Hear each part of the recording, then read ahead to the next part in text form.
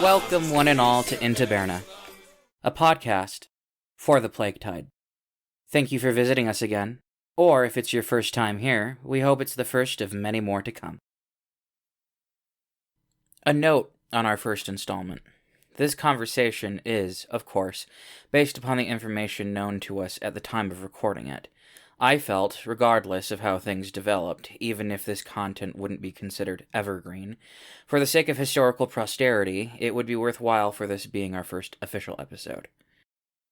And a final note before the broadcast proper. On the Anchor.fm mobile website, one may copy the RSS feed, or, on desktop, the site URL link, for your favorite podcasting software. I personally recommend Antonopod on mobile and Gpodder for the desktop. These methods also gives you the chance to download so you can have Taberna for your personal chronicles. A very important addition. Now, on to our conversation. This is episode 1. We hope that you've all had a blessed Easter. With us today is Classical Theist. Hello, CT. Hello, Aaron. Good to be with you as always. Awesome. Good to be with you too. And joining us tonight also in Taberna is Serpkerp. Hey, I'm glad to be here. If anybody's followed my YouTube channel, Serpkerp, they'll know that I have talked a great deal about this virus. Yeah, you've been right all along, and you're very worth subscribing to. Also, and finally with us, waiting out the Asiatic plague, is Timothy Rayner. Hello, Tim. Hey, good night. I'm Timothy, coming at you live from the Caribbean, and I tweet on Twitter at Rainy Day Solace. Are you in communication with the Bronze Age pervert, or are you separate ministries?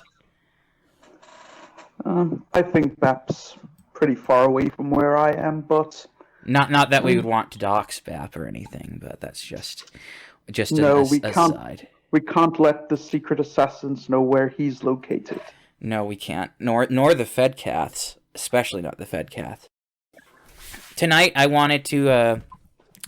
this afternoon, this evening, whenever you may be listening to this, I wanted to discuss the coronavirus and all issues related to Catholica, and it seems to me that a lot of people don't actually realize, as we, Serpkerp and Tim were talking about in the show prep yesterday, that this is actually not a completely new virus. No, it is a second incarnation of the SARS virus from 2003-2004, but it was not named SARS, or at least SARS-2 this time around, for political reasons. It got named COVID-19. Well, initially they were using the designated moniker SARS-2 NCOV-19, but the WHO decided that they did not want it to be associated with a particular geographical area because, as we all know, the WHO is in China's back pocket. So they chose the name COVID-19 instead. Yes. So how did the SARS outbreak, for our listeners, how did it remained contained mostly in Asia, is my recollection and my understanding. But go ahead. Well, the thing with it in 2003 is it's a different strain in the sense that strain spread primarily when you were sick or very sick. Well, this spreads largely asymptomatically or prior to major symptoms taking place. So that helped it a lot. But also, the World Health Organization was not under the exclusive control of the People's Republic of China in 2003. So when it started to go out into Vietnam and Hong Kong, the World Health Organization aggressively criticized Chinese policy and attempted to curtail the virus. Well, this time around, the World Health Organization did no such thing. During the first SARS epidemic, what world powers seemed to have been controlling the WHO? It was an independent organization, largely. It was a small organization, which was not, how would you say, very well financed in terms of it wasn't a very big bureaucracy. It was just a team of scientists who were researching together viruses and bacteria around the world that were novel flus or novel diseases. And since then, it's evolved into something that China and or other countries steamroll and give lots and lots of money to be essentially the propaganda arm. Would you agree with me, Timothy? Yes, I'd agree. Ever since the election of Tedros Adhanom Ghebreyesus, who has collaborated with China on a number of things, including their Belt Road Initiative when he was Ethiopia's foreign minister.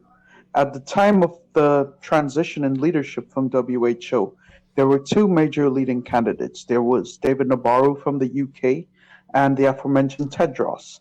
China exerted its diplomatic power and all its might to get Tedros elected because he has been a friend of China. And now that they have him in place, we've seen the failures that have come of it because he has been a mouthpiece to China, praising China's actions and towing the Chinese propaganda line on the coronavirus. He claimed that on January the 14th, there was no evidence of human-to-human transmission and that it would be unwise to close borders. Closing them would be a reactionary measure. The very same day, the first patient in the United States flew in from Wuhan, China. And they did not change their messaging on the coronavirus until at least a month later, when they were forced to admit, due to international pressure, that there was human-to-human transmission occurring. And from what I've understand, you guys were telling me the other day that Tedros, Wikipedia claims that he's a microbiologist, but he was actually a member of the Ethiopian Communist Party. Yes, he is a member of the Ethiopian Communist Party. He's not a medical doctor, at least for people. Right. So he's essentially just a global Chinese bureaucrat that they managed to pressure the United Nations into being the top dog at the UN, and that would mean that all of the personnel and policies, all of the personnel that he's hired and all the policies that he's enacted, especially how he's been managing this global crisis, this global pandemic, is pro-China.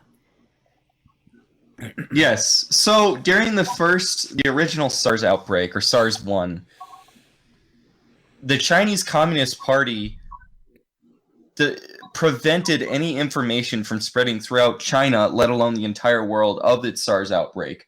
And as the virus spread to other regions, the World Health Organization criticized China extremely aggressively and then sent teams within China to try and research the virus.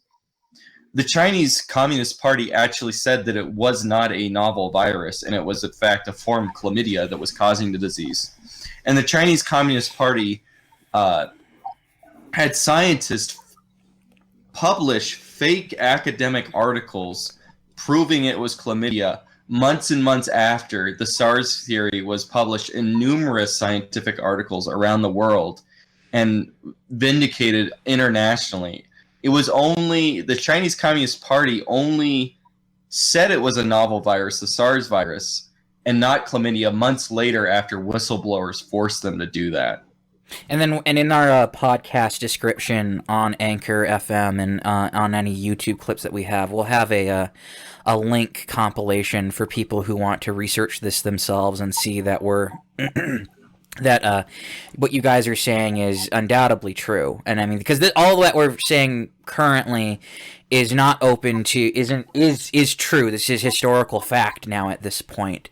Here at Taberna, we are ostensibly a podcast that happens to be Catholic. So I kind of want to let Classical Theist jump in here and talk about the Catholic Church's response to this, and then we'll get into in a little bit the possible consequences of the COVID crisis, how reasonable are the lockdowns, and about social distancing, and kind of address some of the those that are of the nothing burgers saying that COVID is something of a hoax or an NWO plot, though there might be something to that.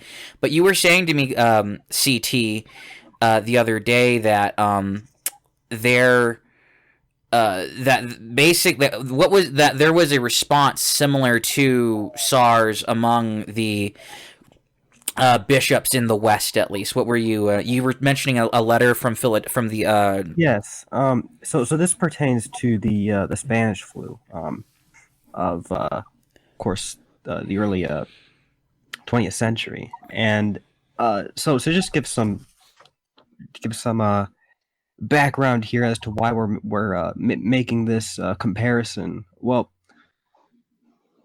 we have no critique of, at least generally speaking, of how the church hierarchy is handling the virus right now. We think that the social distancing measures with respect to parishes and bishops largely is completely justified, which with of course a couple of exceptions with banning confessions. Maybe we could talk in a little while about why absolutely that would be prohibited, I think, by divine law. But there's a vocal minority among tradcaths specifically who seem to think that the church, in imposing this suspension of public masses, is somehow acting under a weakness of faith, perhaps inspired by a modernist lack of supernatural faith, or something like that. But how the church reacted during the Spanish flu, particularly in the United States, I think is quite telling, precisely in how closely it mirrors the church's response today. So, just as an example, Bishop Regius Canavan of Pittsburgh, he penned the following letter. It's only a paragraph. I'll just read it very quickly. It sounds word for word a carbon copy of what bishops are saying today, of the letters that bishops are sending out to their dioceses. So it says here, the Department of Public Health throughout the country are taking unusual precautions to prevent the further spread of influenza, which is already an epidemic in a number of places. In some districts of western Pennsylvania, churches and schools are closed, and all public meetings are forbidden. It is indeed a great hardship for Catholics to be deprived of the opportunity to assemble for Mass and other divine services in their churches. But when, in the judgment of the civil authorities, whose duty it is to safeguard public health, it becomes necessary to close churches and schools and take other strong precautions against epidemics and virulent disease. The only rule for pastors and people is to cooperate with the civil authorities of their district, obey the laws, and comply with regulations that are enacted for the common good. In the city of Pittsburgh, churches are not to be open for public services. No congregation or group of persons is allowed to assemble in them. Public meetings are prohibited, end quote. So, I mean, I assume that if any of you have read the letters that your bishops have sent out, that sounds like pretty much a carbon copy of what they're all writing right now. And this was October 17th, 1918. So this is well before, the spirit of Vatican II swept over the Catholic Church in the West. And so it just goes to show that the Church's current procedure in suspending public masses and enforcing social distancing, this is not by any means a symptom of recent, liturgical and ecclesiastical laxity. It does have, I think, a very healthy precedent at a healthier time of church history. Yeah, absolutely. If I may, go ahead, Tim. If Go I ahead, may, Tim. in what is a symptom of Vatican II, though, is the clergy and the consecrated religious response to this pandemic, as opposed to the 1918 pandemic. Yeah. The 1918 pandemic in Philadelphia, for example, when hospitals were overwhelmed and morgues were overflowing, the Catholic Church mobilized the clergy and consecrated religious to offer succor to the dying. They even rented steam shovels to dig mass graves. The citizens of Philadelphia were so touched that one of the most poignant memories was of Catholic priests chanting Latin prayers long into the night over the mass graves of the victims that were buried. During, There was. Oh, sorry. well, for example, during the Black Death, entire Medican orders were annihilated for caring for the sick. There is I saw a link from I forget who, but he's one of the, he might be the director, but he's one of the head chiefs of the Iona Institute in Ireland, which is basically, it's a Catholic culture organization trying to stop Crom Cruach and darkness from taking over the Emerald Isles, but that's a subject for an entirely another show. But he sent a tweet the other day about the Daughters of Saint Callistus and how they have had, they're one of the few lights, I would say, coming from the church that have really, in Italy, embraced their vocation, because they take, in addition to poverty, chastity, and obedience, they take a fourth vow of helping the sick at any cost, even their lives. And most of these nuns are elderly, you know, but they're still good. So it is bad, though, especially Cardinal Supich has kind of done a about face now, appointing a task force of priests under 60 who have been trained in, given a class in personal protective equipment to deal with the virus and to administer the last rites. Yeah. But before that, he was saying that, you know, you need to call his office. And I mean, Didn't he say you need to call his office in the case of emergency baptisms at one point? I don't know if that order is still standing, but it might. But I don't know if it's still standing, but it might be, which is just ridiculous. And in any case, you know, I'm not a canonical. I'm gonna have to edit that out. In any case, there is, according to canon lawyer Ed Peters, who is kind of the big internet canon law blogger around the Twitter sphere and Catholic, you know, posting world, that, you know, you can baptize, the laity can baptize, and basically everything he says, every caveat that the sacraments have, where, you know, married couples can get married by only making a vow amongst themselves and being two baptized Christians or two baptized Catholics, and specifically, that you can do that in emergency, and he says he thinks it counts right now. And you can in emergency just baptize your own kid yourself. I mean, that might end up being what I end up having to do this fall, actually. So Yeah, I just saw a New York Times article that basically said that what we should be doing is living up to the example that the nuns exemplified back in the days of the Spanish flu. So, I mean, it just goes to show that if those articles are surfacing up today, it's just unfortunate that we don't have that kind of exemplary response from religious in this crisis. Most of the orders just don't have the manpower. Yeah. I'm hoping to get a certain Catholic. At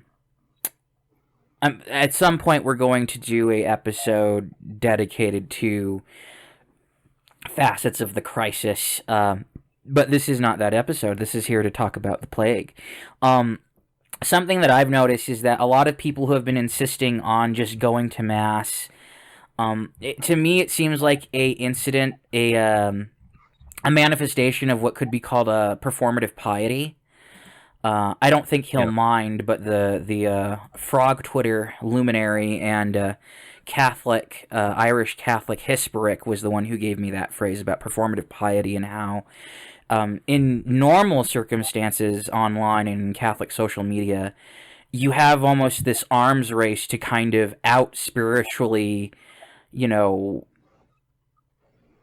just to out-spiritually outdo each other, you know, to the point where it's just like, oh, well, I posted a litany, well, I posted, you know, my rosary today, well, I did this.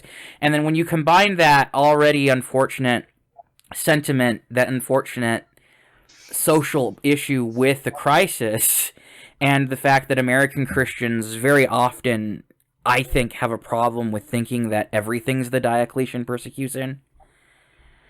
Mm-hmm. It manifests just in a very unhealthy way. And that's not to say that... Go ahead. It becomes a race to how many of your elderly relatives you're willing to endanger just to access the sacraments. Yeah, a priest in my diocese actually got his faculties stripped from him because he refused to comply with the bishop's order, and that's something that we'll have to do a fuller treatment on in another episode. But that's part of, and I think we even talked about that in episode 0, that's part of the church's issue overall right now, is this very messed up ecclesiology that people subscribe to very often, where it's like, no, your bishop, what's necessary for your salvation is to be in a state of sanctifying grace, and your bishop has the authority to rescind the Sunday obligation. Another issue in ecclesiology that I see with some of these tradcaths is that it presents an image of the church that it treats the church as if, in order to be fully herself, in order to be fully operative as the church, she, in effect, has to be unreasonable during a crisis like this, as though the church is intrinsically ill-equipped to accommodate extenuating circumstances and otherwise is not really able to fulfill her essential work unless she commands the unreasonable, which I think is which I think is a very unfortunate way to view the church. It's preposterous, to be quite honest with you. I mean, so one of the reasons why I asked Tim to be on here, even though he's kind of a hidden gem Twitter account, he's not a celebrity quite yet, but that's just because he hasn't assembled his cult and his confraternity to its full force yet. But you're a very traditionalistic guy. You're, very into the church fathers. I mean, you speak 3 of the biblical language. You've wasted a lot of time reading this stuff and really caring about the minutia of, what I like to call Catholica, but you're a believer in the virus and the seriousness and the serious measures that need to be taken in light of that, of its realness. Yes, unfortunately, we're dealing with a pandemic in the postmodern age with an R0 approaching in the upper bounds 9. Some research at Los Alamos in a paper that was published recently showed that the median R0 is initially 5.7 with a low bound of 3.8 and an upper bound of 8.9. That would put it at more infectious than smallpox. We have not dealt with such a plague in the modern age, and to have large masses of people congregating in enclosed spaces would be very foolhardy at this time. One thing that some people have been saying is like, well, I thought that you people meaning the broader weird dissident right, I guess you could say, you people have always been telling us don't trust the universities and don't trust the institution, but now you're saying that we should now. What would you and Sir Kirk's response be to that? Just read the data. I mean, I don't know if you want to talk about some very, very heavy stuff that I don't necessarily know if you want to talk about on this podcast regarding science. But most of that is, if you read the data, then you'll come to believe that hard stuff. Or if you look into the history, you read the original documents, you're going to come into that hard, controversial opinions This, if you look at the science of what's going on, you're going to come across those hard opinions. And it should be said is that there are lots of people in authority that are agreeing with, like, the lieutenant governor of Texas that let everyone above 60 die or something because the economy is more important. You're agreeing with those people when you're saying that this plague isn't dangerous. Right. There is I saw a compilation post somewhere that for the first 6 weeks, every major news media outlet and online magazine was downplaying this. Yes, with the famous line, "It's just a flu, bro." Yeah, it's pretty silly in that respect. Well, this is even more crazy considering that there was 16 years. 17 years. They know that this was going to happen. They know that China's food processing system was going to lead to another coronavirus like the SARS virus, or it was going to lead to something like the avian flu. Everyone in the world knew this. And then as soon as it happens, you sweep it under the rug and you say that it's racist to try and block travel between East Asia and the rest of the world. It's like Dark Souls. It's like the first flame. They'll throw everyone under the first flame to keep it burning. The stock market is the first flame to keep it burning for one more day, let alone one more hour. They ignored this virus and let it spread to where it got into every country in the West and every single region in the United States and every single province in Canada and so on, because they wanted to protect the stock market with everything that they had. Now they're going to have to deal with hundreds of thousands of dead people when they could have prevented it. If they knew the symptoms, and you knew pretty early in January that it spread asymptomatically, you knew pretty early in January that it must have had a very, very high R0. You knew that this would bounce around children who would spread it asymptomatically and then would decapitate most of older people.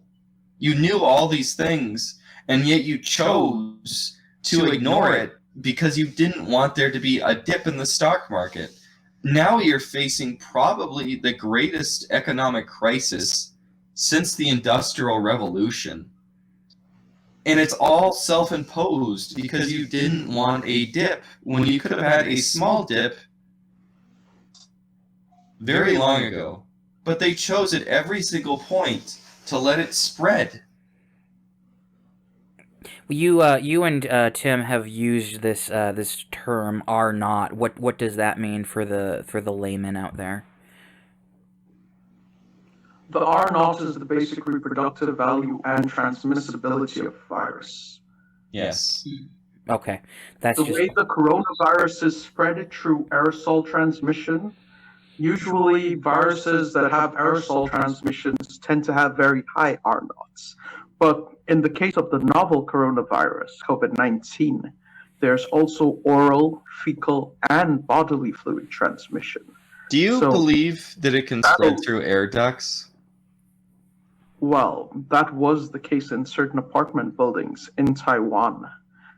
People said that because the virions in the coronavirus cling to fecal particles, if there was an exposed sewer vent, it could spread directly through that method. Because the first SARS virus was observed in Hong Kong to spread through fecal matter and through air ducts. And now that this is seen to have occurred in Taiwan as well.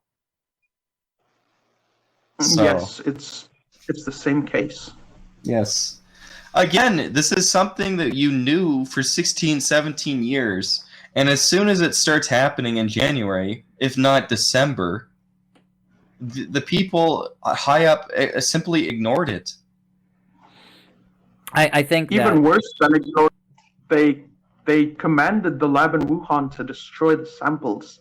They persecuted the doctors that tried to warn people about it. The CCP wanted to bury this virus, but this virus may be the thing that buries them. We can only hope, to be quite honest, because China is probably the biggest geopolitical threat to everything that... I mean, there's a very unfortunate...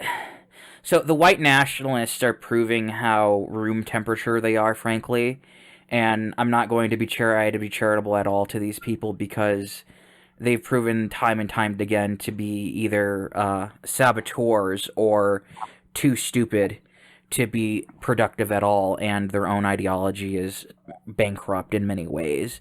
That's not to be a weird anti-racist or anything. I'll probably have to edit this too. You have Mike Cernovich right now. Not Mike Cernovich. I have to edit that too. You have Mike Enoch right now, and various flavors of white nat saying, "Do you really think that China actually cares about its people?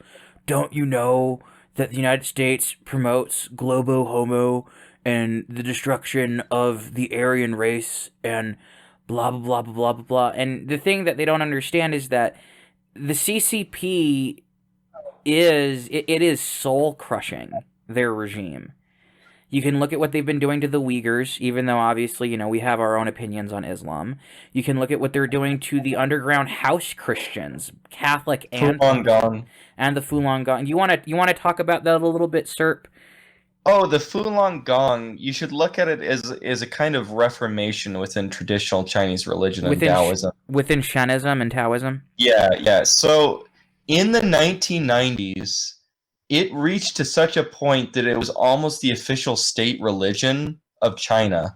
The Communist Party was actively promoting Falun Gong, but we'll just call him Toadface right now. Toadface decided that he needed to gain power and become the highest ruler of the People's Republic of China. So he essentially, overnight, he showed his authority by creating a new special police and ruthlessly persecuting the Falun Gong overnight, flipping out years and years of official government policy of promotion of the Falun Gong and turning it into public enemy number one for China. Now, the Chinese, of course, are not exactly friendly to the Catholic Church. In fact, the Chinese Communist Party, probably worldwide, is the greatest organized threat to our religion that there is. And it's we'll get back to the Catholic aspect of all of this, and especially particularly with China.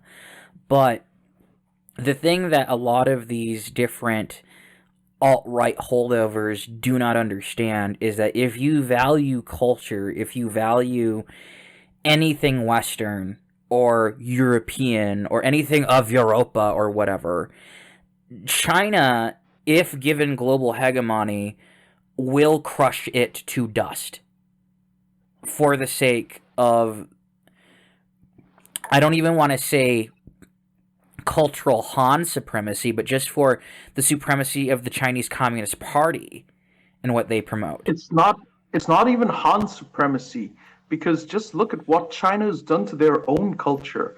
The Chinese Communist Party has absolutely gutted Chinese culture, ripped the soul out of it, and put a pale imitation of it on display to the entire world. Right, which is... Well, look what they did to their own language. Like, the Chinese Communist Party's simplified Chinese is like destroyed the traditional Chinese language. They've destroyed all traditional Chinese dress. They ruthlessly persecuted it. The Chinese Communist Party is not I don't know, some Wignac would point to them and look at them. What was the New Zealand Wignat that shot all the mosques and stuff? Oh, I don't know. Brenton Tarrant. Yeah, that. So Brenton Tarrant, he said, if I could have my own country, it'd be the People's Republic of China, but for white people. The People's Republic of China doesn't care if it's Han that they control. It's just that the most of the People's Republic of Chinese members happen to be Han. They're People's Republic of China, the Communist Party of China first. Everything else is secondary. I don't know how true this is, but formerly Augustus Manchurius on Twitter.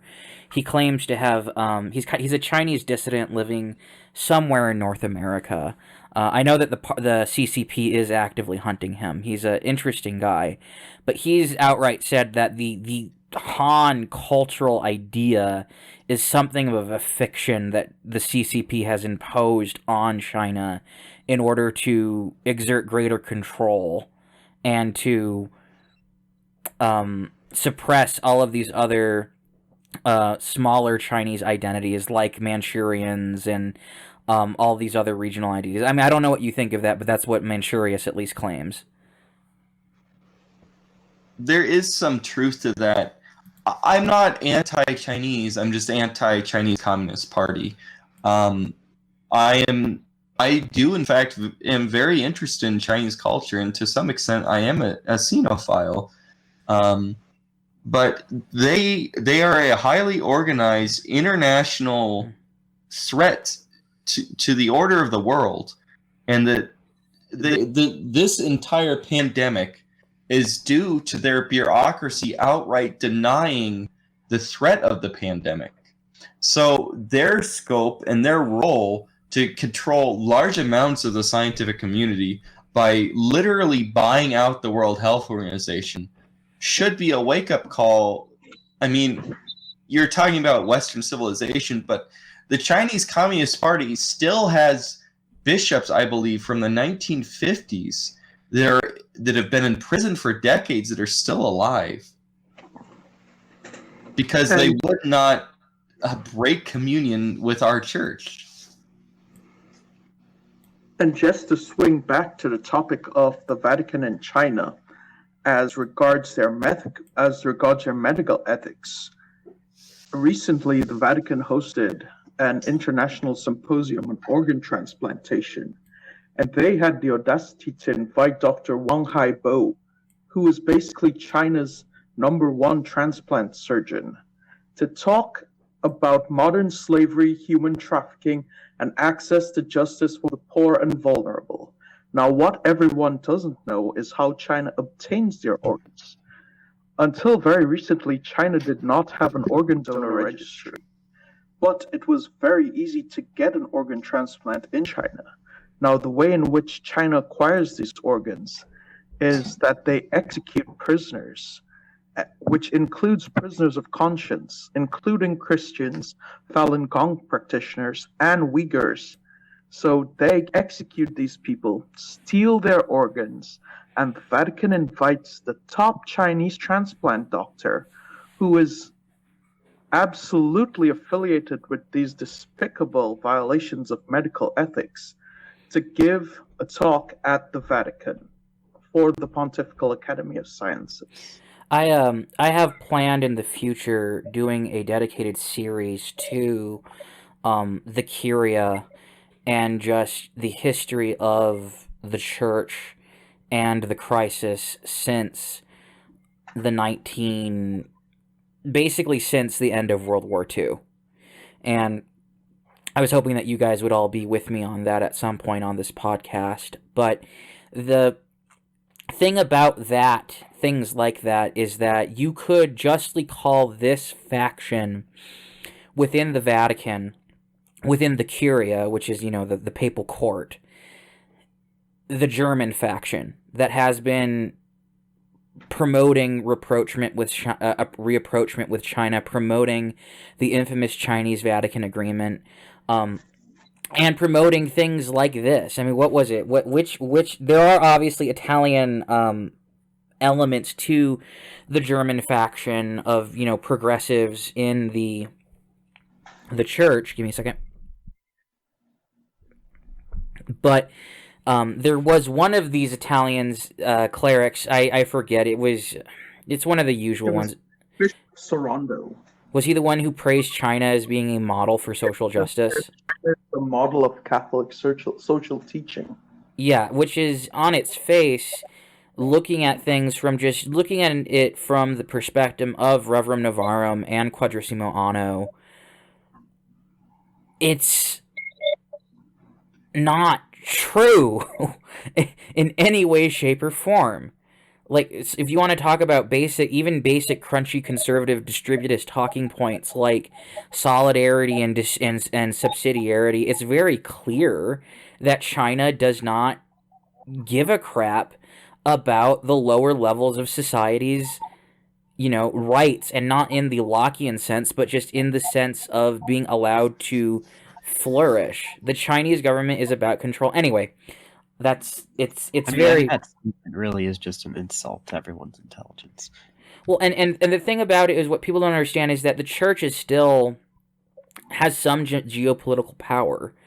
Okay, that the papacy in the West exerts enormous amounts of soft power. Never mind the West, but worldwide. And while it's true that most of these Catholics that are listed on these rolls, on these statistics that say that there are about about 1 billion Catholics worldwide, right? While it's true that most of these people are, diluted Catholics, your cultural Catholics and whatever, there's still an enormous amount of soft power there. And so the Catholic Church as a entity being controlled for moral and geopolitical legitimacy is important. People forget that it was it John the 23rd helped negotiate and calm down the Cuban Missile Crisis between Kennedy and Castro. Right? Yes. So the church still has And look how influential John Paul II was.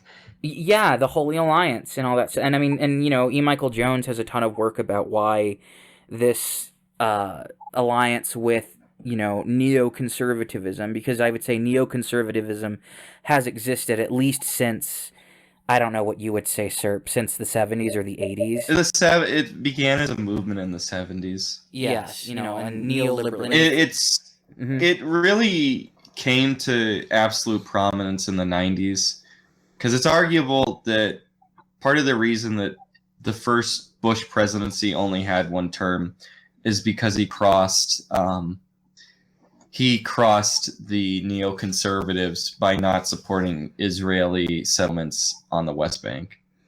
Right. That's really far afield. Right. Yeah. We can do an entire episode on neoconservatism and neoliberalism. But this German faction, courting China, with Italian progressive elements. I mean, I'd say it's a German-Italian progressive bloc. It's really bad. It's just really bad. But as this all relates to the virus, though, is that there is a lot of changes are going to be happening, and we have a crisis right now in the average Catholic's ecclesiological understanding of the church, even not possibly, but actually your average prelate's ecclesiological understanding of the church. And you were saying the other day, Serp, about how, Mass is good, reception of communion is good, but these things it's good to have a desire to have a closeness to Jesus Christ, but these things aren't actually necessary to salvation. And some people might even get upset at you, like hearing that's been said, that's actually true. Yes. The church, what is necessary for salvation is baptism and maintaining your baptismal grace until you die. So the most important sacraments in terms of giving you salvation are baptism, confession, and the last rites. So the church, in a situation like this, and we talked about this a little bit earlier in this program, their main thing that they need to do is provide those three things for people to prevent people from passing away without the graces of baptism. That is their mission right now, to save as many souls. That's the highest law of the church, is the salvation of souls. It's actually... And the Mass is the summit of all sacraments, but the Mass is not necessary for the salvation of souls. Baptism is. It's actually dogmatically defined in the Council of Trent that the reception of Holy Communion is not necessary for salvation the way that baptism is, and not even the way that the sacrament of penance is. I mean, of course, baptism of its very nature is ordered toward its consummation in the Eucharist, but nevertheless, the Eucharist is not. It is not absolutely necessary, as you said, for salvation to, on a regular basis, receive Holy Communion. And it should be noted that frequent reception of communion, while I support the practice very much in ordinary circumstances, frequent reception, when you're looking at church history broadly, is somewhat of a novelty, right? Not even really 200 years old, right? So if we want to talk about the traditional practice of the church, just de facto, this amount of time away from the Eucharist is not by any means totally alien to the average Catholic's experience throughout church history. This segues nicely to, I don't know if you guys read the, I think it's Dr. Janet Smith's letter, We Are an Easter People, which is asking for, weareaneasterpeople.org, which Dr. Janet Smith has kind of started this letter. She's some theologian and bioethics activist. I'm not terribly familiar with her work, but she's basically advocating for things like drive-through confessions, parking lot masses, finding a way to administer communion safely, and just asking the bishops to do something to make the sacraments more available, period. It's not just, but it's particularly related to Mass, but it's not just the Mass alone. It's across the board. But what do you guys think? I don't know if you guys read about that or not, but what do you think of that on the face of it, each of you, starting with CT? Yeah, as for me, I think that we should, as we've been doing throughout this podcast here, obviously make a distinction between the sacraments that are necessary for salvation and the sacraments that are not, strictly speaking, necessary for salvation. So as in terms of confession and baptism, I think that it is unconscionable that any bishop would prohibit access to the sacrament of confession. I mean, yes, it is true that you can obtain the remission of one's sins by a perfect act of contrition, and I don't think that attaining a perfect act of contrition is as daunting of a task as some trads seem to say it is. I think it simply requires a firm resolution of the will to be contrite of one's sins for the sake of love of God. It can even, be present, coexistent with a fear of damnation. So that being said, the availability of confession is absolutely indispensable to the ordinary life of the church, especially in this day and age. So I think that should definitely be made available, and it can be made available within the social distancing guidelines. And same with baptism. I think you mentioned, Aaron, that Canonist Edward Peters would even argue that we qualify in a state of emergency for lay baptism. So that could be accounted for here. Even more than that, because it's very, I've never heard this in my life as a Catholic. Admittedly, I'm only through with probably a little over a fourth of my life, but that's still a considerable amount of time. It feels like to me. But he even said that, we might even qualify for the emergency requirements for a sacramental marriage, where two people just, make vows to each other. But in any event, what's your take on all this, Tim? About the Easter People letter? I think that Dr. Smith's letter is pretty much the milieu of the post-Vatican II boomerism. where they said that the church is the people, that everyone is entitled, that all are welcome. But if they've seen that removed, they would see it as a threat to basically Catholicism as they know it. But they don't know that frequent communion only dates back to as far as Pius X, the dawn of the 20th century. It hasn't been the practice historically. Communion was taken very infrequently by the laity. So I would say that even though they seem to have a good push with their democratization of the sacraments, as it were, it seems that their piety and their zeal is misplaced and misinformed. Right, and you wouldn't argue against the idea that yes, confessions and the last rites and baptism should continue. It's just what you're pointing out. If I'm misunderstanding you, please correct me.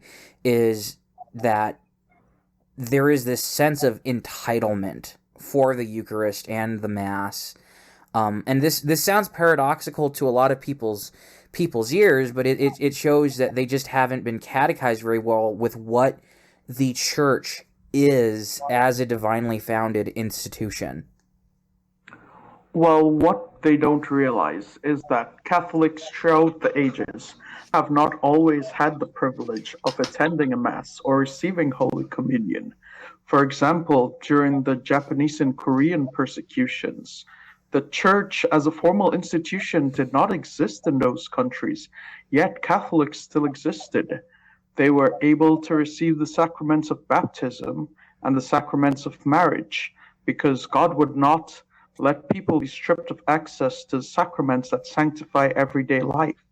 But as regards sacraments such as confession, last rites, or holy orders, they were completely extinguished during those periods, yet the Church still persisted.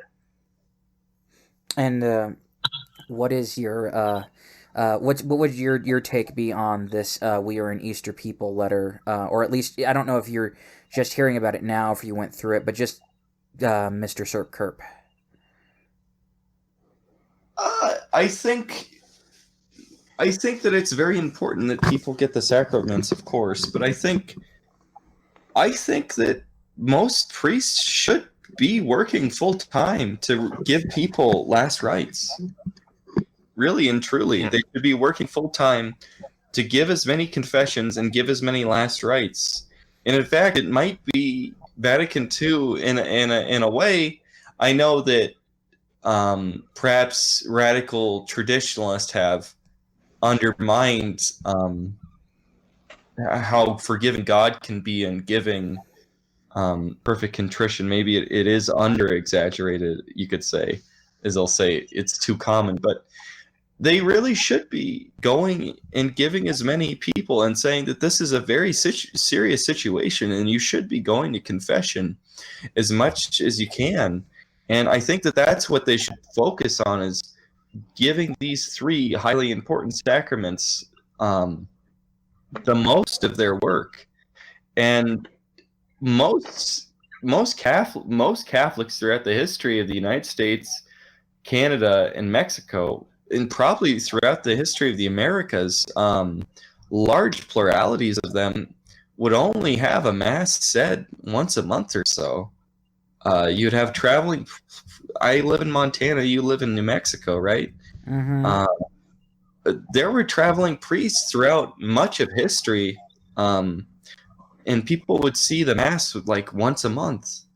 So it's not, and there wasn't frequent communion until the 20th century. So in a way, I understand how important it is to go to Mass and to receive communion, but the salvation of souls comes even before that.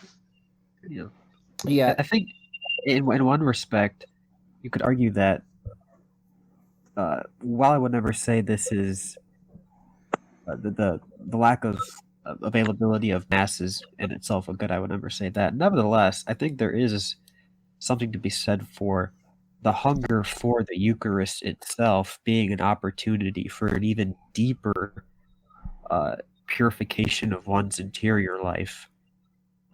And instead of taking this as an opportunity to protest the hierarchy, maybe you should take advantage of this time to try to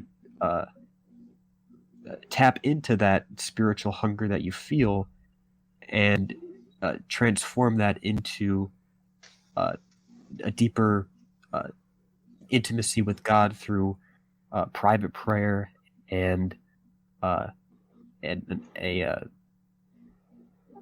cultivation of even greater virtue at this time. I think that could be a great opportunity. Especially during this time of the octave of Easter, which this episode will be released sometime during the octave.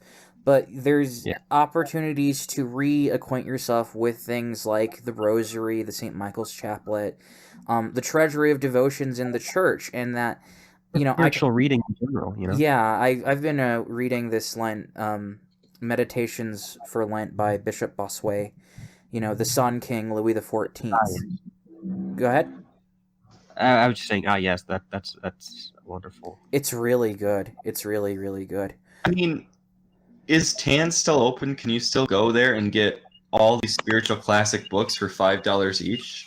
Tan Books is still around. You can, and I think they have a website. And all of these Catholic bookstores are still shipping items, and they're being careful too.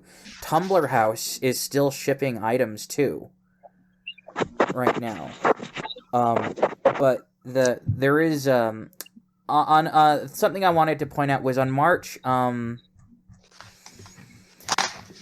have to scroll up. Gonna edit that out. March 14th, a Twitter user named Seidlitz, who is mostly a French language Twitter poster, who is a interesting person. He has a papal flag emoji, and as our promotional art says, we are a podcast for papal flag emojis.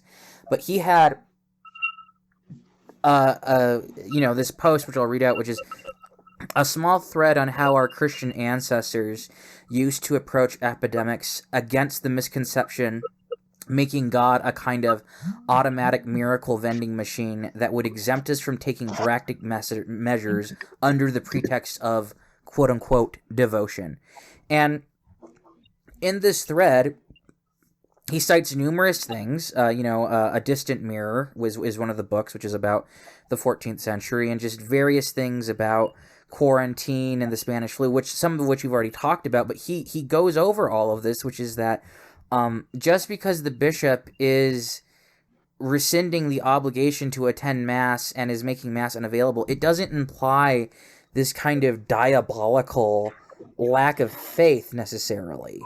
Now, that's not to say, obviously, as I already said in episode 0, I believe that there's some pretty dark things in the church right now, which frankly I think have always been parasitic to the church from the earliest days. But there is not this is not the Masonic Illuminati great takeover of the Catholic Church going on right now in the context of this epidemic. It's worth pointing out that, it's not just Catholic and Christian churches that are being closed down during this time. It's also synagogues and mosques. So, well, didn't Saudi Arabia close all its mosques down? Yeah, they even closed Mecca and Medina. Yes, which I believe has never happened in the history of Islam. Yes, those are pretty much Islam's holiest sites. So, even Al-Aqsa, Jerusalem is closed.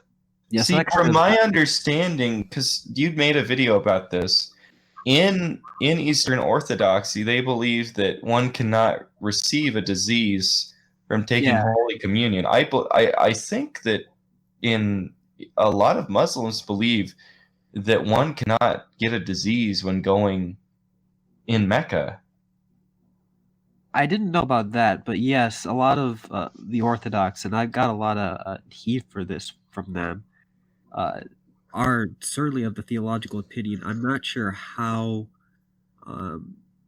officialized that teaching is within Orthodox theology, but it is very prevalent that it's, according to them, it is impossible, theologically impossible, to contract an illness from receiving Holy Communion. And Patriarch Prime on Twitter went as far as to say that if you were to put like cyanide on the host and you consumed the host, that literally nothing would happen to you. And he said this with absolute, metaphysical certitude. So thankfully, there doesn't seem to be, that opinion does not seem to be as prevalent among Catholics as it is among Orthodox, but nevertheless, I think it's a problem. And yes, I did do a video on that on my channel, refuting that idea. Yeah, I'd want to talk to someone at St. Vladimir's Seminary about that rather than a Twitter anon. I'm not trying to be disrespectful, but I respect the men with the bushy beards and the black robes more than I do recent convert anons, quite frankly. I mean, much like any other religion, much like a certain other religion, if you ask one Orthodox priest a theological question, you'll get multiple different answers. With Catholicism, at least, you can go to the Catholic Encyclopedia and the councils to actually get something of a definitive answer. We actually have, ecumenical councils within the last 200 years. So that's helpful too.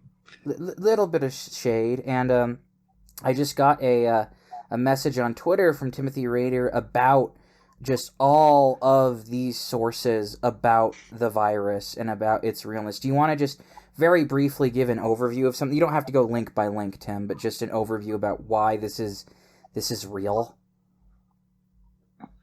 Sure. Well, the novel coronavirus, COVID-19, as the WHO has graciously named it, in deference to their Chinese overlords, is quite a serious virus, starting with the R0. The upper bound of the R0 is almost 9, which means it's extremely contagious. Even the median R0 of 5.7 is 3 times as bad as Spanish influenza was. The infective properties of the virus and its method of action upon the human body, according to certain studies, induces hypoxia because the virions bind to your hemoglobin, which makes them unable to carry oxygen. The porphyrin of the hemoglobin dumps all the iron into your blood, which gives your organs the frosted glass look that appears in CT scans. And it shows up in supposedly recovered patients as severe organ damage. It can affect your lungs, your liver, your kidneys, and most worrying for our male listeners, your reproductive capabilities. It can even lead to temporary infertility in some cases. Some doctors have posited that hydroxychloroquine works because quinoline prevents hemoglobin degradation within organelles. So that's one bit of good news. The cocktail touted by President Trump, hydroxychloroquine and azithromycin, they have been shown to have positive effects on COVID-19 patients, but so far it looks, and from recent news, we've seen that South Korea, who has been reliable epidemiologically, has stated that some patients who supposedly recovered, even after completing additional quarantine measures and testing negative, have later tested positive again for the virus. Now, they don't know if they caught it again from someone, which would show that the virus does not allow your body to develop proper immunity, and that the antibodies detected would be pathogenic rather than immunogenic, or whether the virus stays within your body and reactivates itself, almost like a herpes flare-up or a relapse. Okay, Knight. So do you want to get into basically my opinion is that the United States and how it's doing its little halfway lockdown isn't really doing anything, and 6 feet is pseudoscience and just stupid. The social distancing measures that are being promoted right now, you're saying? Yes, so say if you stand, so a lot of grocery stores in here have the idea that they want to draw lines on the sidewalk that are 6 feet apart and have only 150 people or 50 people or whatever given number of people allowed in the grocery store at one time, and then have people standing in lines around the block 6 feet away from each other for a large period of time. That's just very, very dumb, because you can cough and you can spread the cough a lot farther than 6 feet, especially if the wind is helping you. The United States' lockdown measures, I would say, are pretty light and pretty lenient. Large swaths, if a large plurality, if not an outright majority of Americans currently are considered essential employees. Almost everyone, it seems like, is an essential employee almost. That's not really going to curtail this. It will slow the spread, but it seems like the United States' strategy isn't to have the virus diminish within the country, or at least what they're attempting to do. It's to have everyone, to slow the spread so that the hospital system can treat everyone at some point, which is not going to work, because we still are going to have supply shortages until the federal government, which is basically inept, forces factories to mass produce personal protective equipment and respirators, which they're just in the infant steps of doing. Do you agree with me, Tim, or do you think I'm being too much of a doomer here? No, I agree with you, because recent modeling from the University of Helsinki and various allied Finnish research groups have shown that a cough, they modeled it and then output the data into a pretty reliable 3D model. It shows that a cough spread from one side of a grocery store up to 20 meters away within minutes. The aerosol droplets just spread everywhere because the virions are so light. Any sort of indoor ventilation or breeze just disperses them. So the social distancing measures are absolutely going to be non-effective. They might have a slight or even a negligible effect on the amount of infections, but as regards the general public, it seems that they're just trying to prevent collapse of the medical system. But unfortunately, that's just going to lead to more fatalities, because once you get severe cases and cases that require mechanical ventilation, the study published in The Lancet shows that only 26% of people who go on mechanical ventilation actually come off of that. The other 74% just expire. And when it comes down to ECMO, 100% of the patients who required ECMO also expired. What is ECMO? ECMO is a technology that directly oxygenates your blood. Right. But even that treatment was an absolute failure, since 100% of the patients that required ECMO ended up dying. So all they're doing right now is just putting a fig leaf on it. There isn't an effective measure for containing the coronavirus beyond an extremely strict quarantine, but there isn't the political will nor the social cohesion here that's required to do such a project. But what you were saying, Serp, that there is one thing I wanted to go over was this idea that I mentioned it earlier. Oh, you people in the dissident right, in the weird spheres of Twitter and online, have been saying to not trust, the institutions for all this time, and now all of a sudden you're trusting the institutions, and you want to destroy, the economy and the already fractured culture of the West as it is. We're going to have all of these suicides and sociological epidemics of just horrible things happening, and you're telling me to trust the universities? And obviously there are going to be adverse sociological consequences, but what is all of your takes on that? I mean, they underplayed the danger of this virus for months. I mean, they're split. There's still people that are trying to underplay the danger of the virus, but it's pretty self-evident to me that, I mean, the data that Timothy's saying would make it much more dangerous than I would think.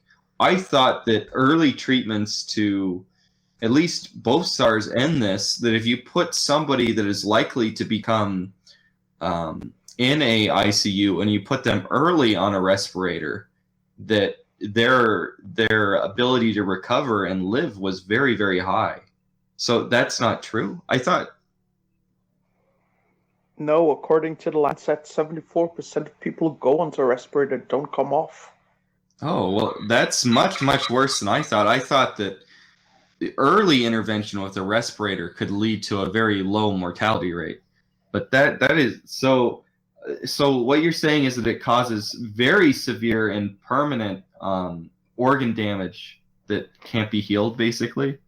It does, because once the coronavirus virions attached to the porphyrin of your hemoglobin, it tricks your body into thinking that your blood is oxygenated, so it ends up dumping iron. So even an oximeter would give a false oxygen saturation reading. And what happens is the hemoglobin in your blood will start dumping iron, and the iron has nowhere to go, and your blood is completely deoxygenated, sending you into a state of hypoxia, which causes ARDS. So it's not really pneumonia. It's what it is a blood disease.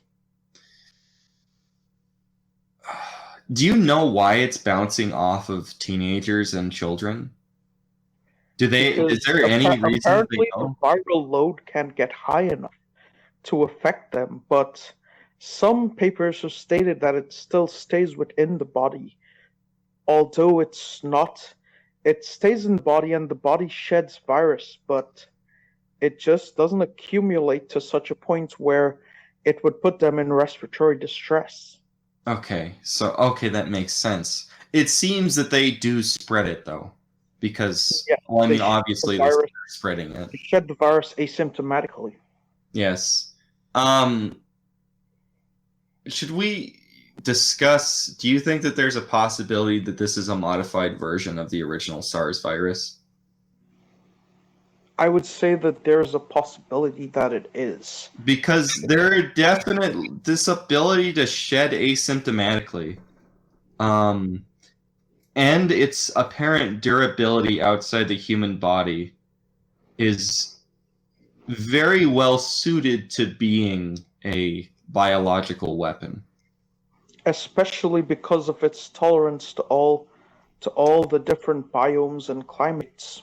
Yes. It's SARS wide from temperate regions to tropics. The original SARS virus, the reason it didn't become a global pandemic, has a lot to do with it really actually was a seasonal virus. When spring and summer came in 2003, it died off. This is spreading throughout almost every biome, regardless of season on Earth right now. The thing is, too, is this, while this is just a hypothesis, and I want to posit that before people are like, oh, you're being irresponsible, peddling conspiracy theories. Yeah, whatever. Michael Brendan Doherty, who is a pretty mainstream conservative journalist with National Review and other blue check marks, have been openly speculating whether or not this is an escaped bioweapon. because zoonotic transmission is a very rare event. They've been eating bats and pangolins for centuries, and there hasn't been a zoonotic coronavirus transmission. But Well, you're expecting us to buy the narrative that all of a sudden a zoonotic transmission occurs mere hundreds of yards away from China's most prominent biosafety level 4 lab. Give me a break. well, you were discussing something about the aerosol sprays that they were doing on streets. This theory, I found that an interesting theory that the aerosol sprays aren't a disinfectant, but they're really a quasi-vaccine of sorts of a different strain. Well, it was posted online, and this is strictly theory because I can't verify this information or vouch for its authenticity, but someone posted that it was a virus that leaked from Wuhan's biosafety level 4 lab, where it was being researched as a bioweapon. And in order to mask its use as a bioweapon, they created two strains. One is the more virulent strain that's manifesting around the world at this time, and the other is a strain that they use to create immunity against the virus as a pseudo inoculation so that foreign powers wouldn't see them vaccinating their people. But what we have seen is that China was spraying aerosols all over their cities via plane, via trucks, via people just running around with mist machines. And this was sprayed throughout Wuhan, throughout Hubei province. And from what it looks like, it may have been a delivery system that mitigated most of the severe effects, but even that hasn't been enough, as China has recently locked down Beijing and has gone into quarantine orders in cities along the border with Russia.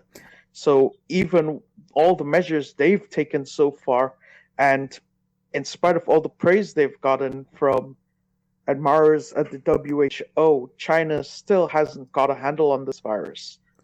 And while people can say that, oh, this is all conspiracy speculation stuff, and it's like, okay, perhaps it is speculative, but the Chinese government has done very bizarre and wacky things with its population before, and with attempts to control aspects of their population. The one-child policy is the most mundane, but Mao tried to... He basically went on a crusade against birds because of... I believe they were affecting crops. The Great Sparrow Genocide? Yes. Of the Great Leap Forward? Yes. The four natural biological class enemies? Yes, and it basically led to locusts becoming epidemic levels in China, and it basically almost crashed their agricultural sectors. Well, it did. Their Lysenkoist policies at the time also led to this, because they believed through Lysenkoism that if they planted... They literally thought that if they planted rice and wheat closer together, that they would get higher yields and that the roots wouldn't choke each other out and they would get lesser yields. So at the same time they were creating lesser yields through planting their crops too close together and the roots choking each other out, they eradicated sparrows and led to a massive increase in locusts, which resulted in the Great Leap Forward famine. Right, my point in bringing that up, and you can even look at things like in America, like Operation Mockingbird, governments have been doing mass-wide experiments on their populations since the mid-20th century, possibly you could argue forever, okay? So this isn't necessarily completely fringe, though, as Tim admittedly said, this is a hypothesis. But to swing back, what I asked a moment ago was that... you were saying, Serp, that there's deeper stuff with science and it's like trustability that you wanted to possibly get into, with people saying, well, we can't trust the institutions, you're trusting all these university and these, studies from the cathedral. I just say look at the data. There's no. I mean, there's a horrible memes on Normie Book whenever I look in the Normie Book that's like person jumps out of an airplane without a airbag, or not an airbag, a parachute, and they hit the ground, dies of coronavirus. Right? All these people are claiming that it's some kind of conspiracy, and that they're claiming everybody that's dying right now is dying of the coronavirus. But there's all the evidence in the world that 100,000 people have died from this virus. And the level of infectability, the level of people that have been infected for 100,000 people to die, means that this is a virus that probably is more deadly than the Spanish flu. But so what was your guys' response, including Classical Theist, about people saying, well, look at the social consequences that are going to be the fallout of this shutdown, with all these spikes in suicides and so on and so forth? I would say that Dr. Thomas Malinen at Helsinki University says that the virus has proven the instability of our economy based on fractional reserve banking and usury. Well, while he might not have used those words, he shows the inherent fragility of currently all global financial systems and their absolute inability to weather even the smallest supply shocks or crises such as this pandemic. Far from wild swings and mass embrace of qualitative easing by the Eurozone and by the Federal Reserve Bank, if they hadn't introduced these monetary policies and basically buying up companies that are in terrible straits right now we'd be in a much more dire situation than people would like to admit. But it just goes to show that the economy is not designed to handle crises like this, and it can't adequately respond in a resilient manner to something like this. The fall was going to come, and it may not have been the coronavirus that did it, but it was going to come somehow, be it a volcanic eruption, a tsunami. Eventually, things were going to fall, and this virus has just accelerated that timescale. I think we can still we can sympathize with those who object that we're putting too much, trust into the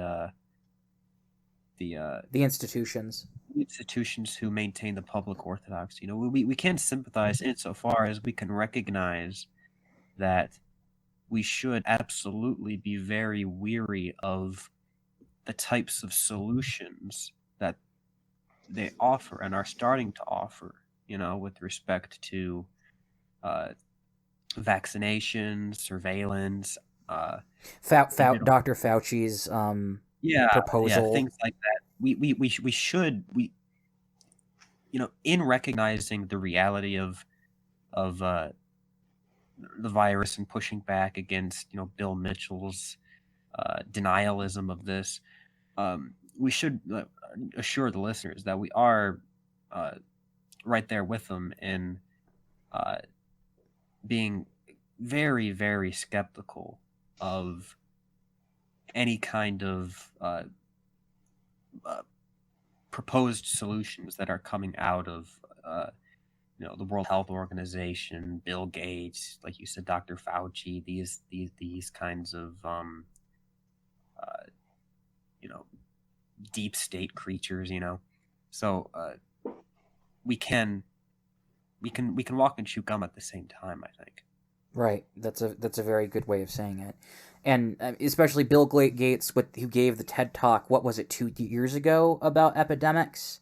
And now the proposal of the embedded microchip, which would also... It's very much so almost something out of the Left Behind series, The mark of the beast. But it's weird because it's like, you moron, do you really think that we'll fall for this?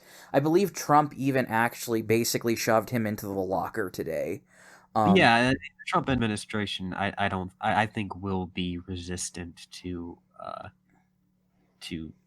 measures like of that nature. Yeah, and it's the thing is it's that turning if with I feel the overwhelming amount of evidence, and if you just look at the data, if this gives you a lot of anxiety and that you need proofs, look at the data, look at the link farm, and you can see that turning the economy back on and a return to public life will not solve the problems and the catastrophe that SARS-2, COVID-19, coronavirus, whatever you want to call it, has shown that our societies in the first world in particular have. These issues will still be there. They will still be exposed.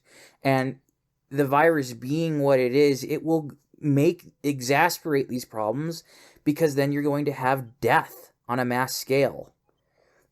And even if, which has already been somewhat softly refuted, but even if it only affected people in the boomer age demographic, that will have tremendous economic consequences, because they're the ones with all the money and the resources, right? Well, you would decapitate the entire higher management of every major company and every minor company in the world.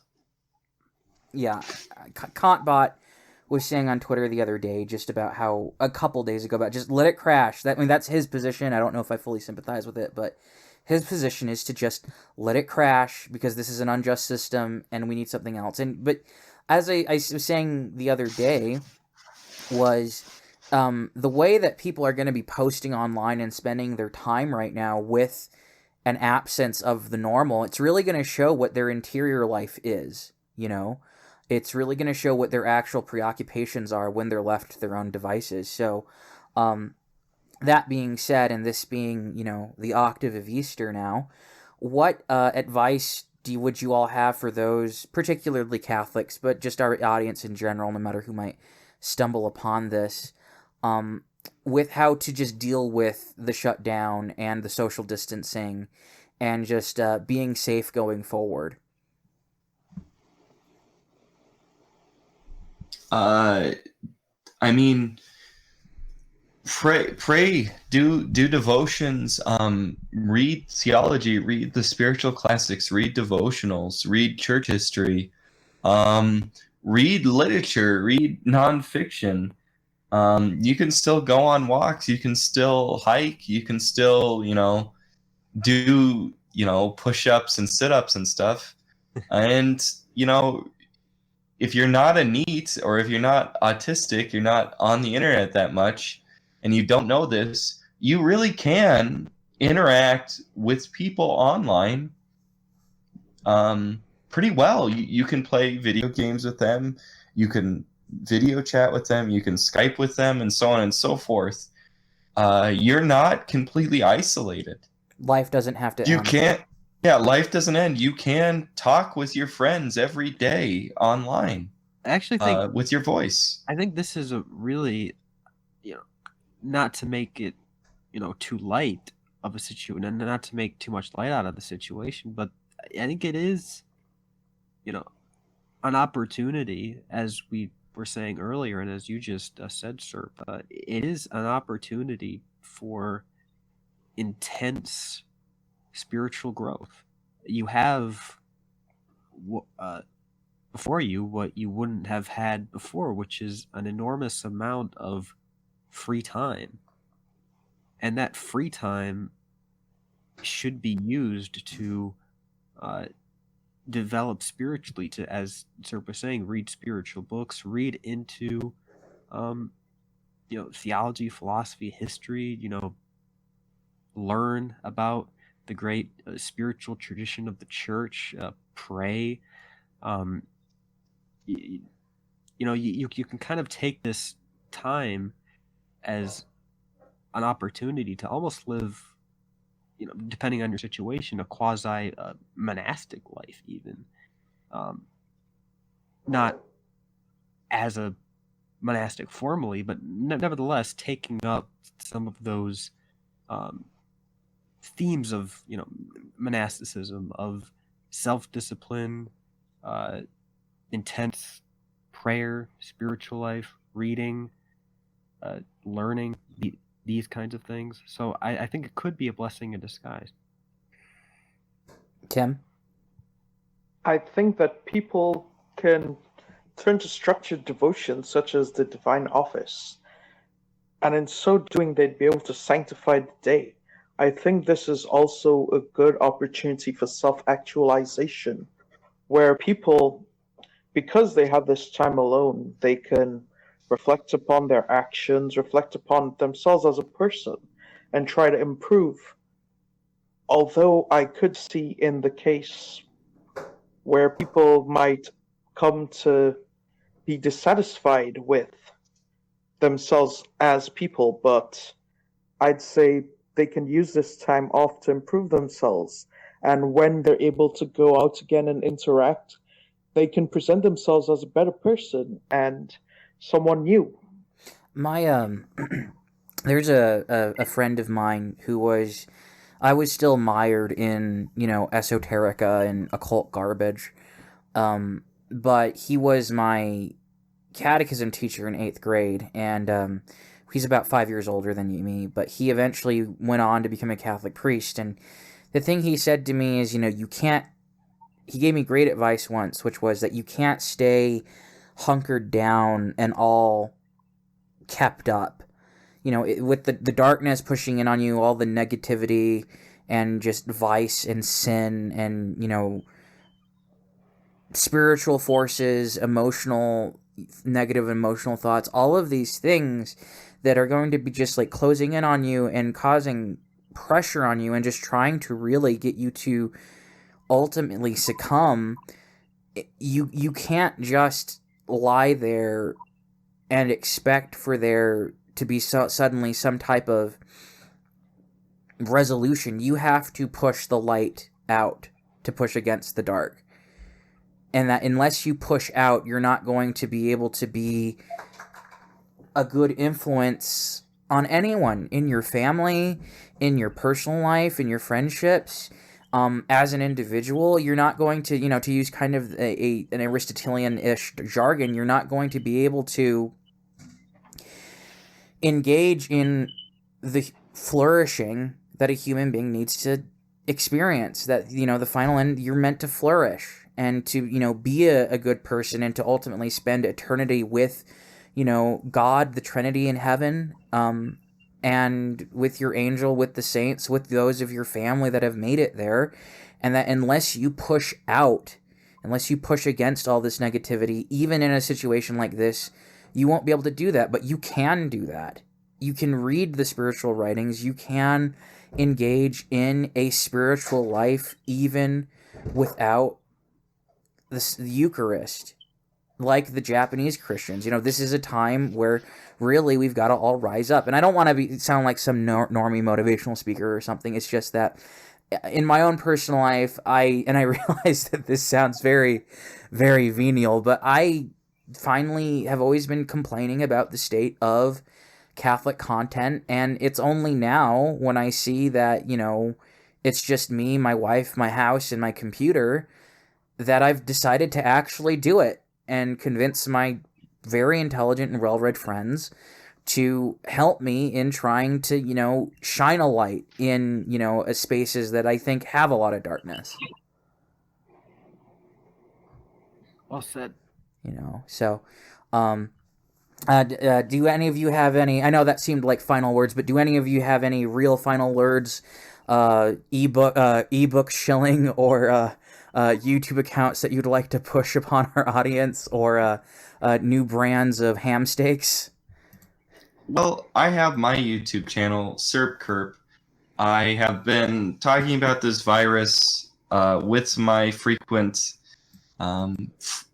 co-host, I guess, Argent. And I've been doing a lot of updates. I've slowed down on doing updates for this virus because most of the information at this point is just number tracking now. So I don't. There was a point where I was doing an update almost every day as it was coming out of China and spreading throughout the world. But I try to talk about the faith, and I try to talk about politics, geopolitics. I've started gaming on that channel. It's a very good channel. I think Classical Theist should probably talk about his channel as well. I think all you guys who tune in know about my channel and my Twitter account. It's Classical Theist. I discuss theology, philosophy. I try to engage in philosophical ideas from a Thomistic point of view, and I post a lot about that on. Where can they follow you on Twitter, SERP and CT? Papist Nazbol. I think it's Papist B. Yeah, at Papist B. At Papist B, yeah. I'm not as big as on Twitter as you two definitely are, or Timothy is as well, but you're I do post on there. And you're SERPKERP, SERPKERP on YouTube, right? Yep. And then Classical Theist, you can follow the Classical Theist YouTube channel, and he is at Classical Theis.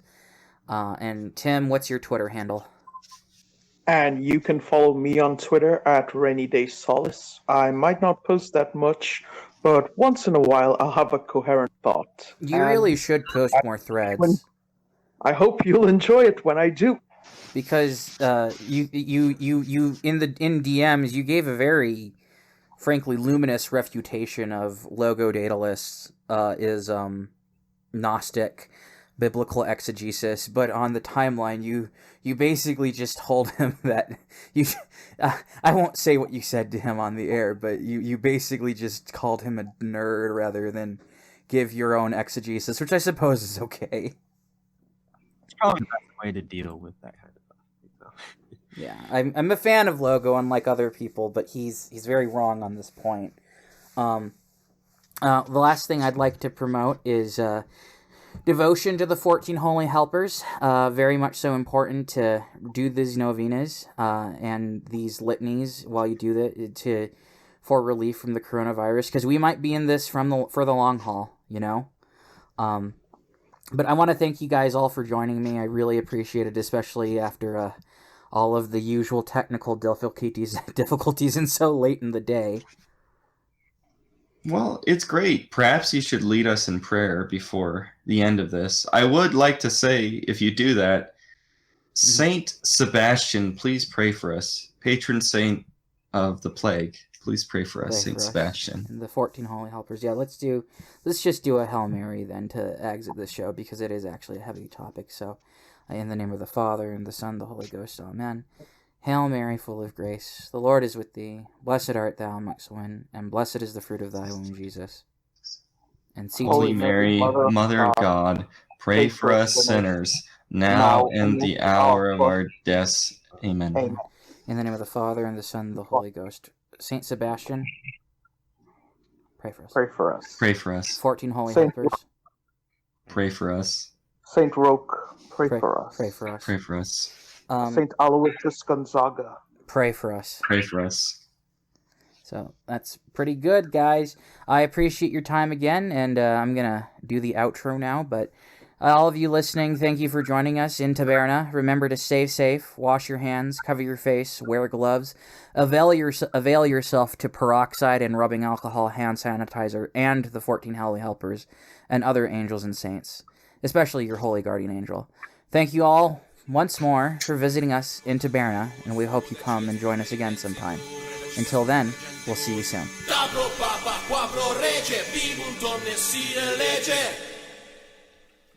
Vivi,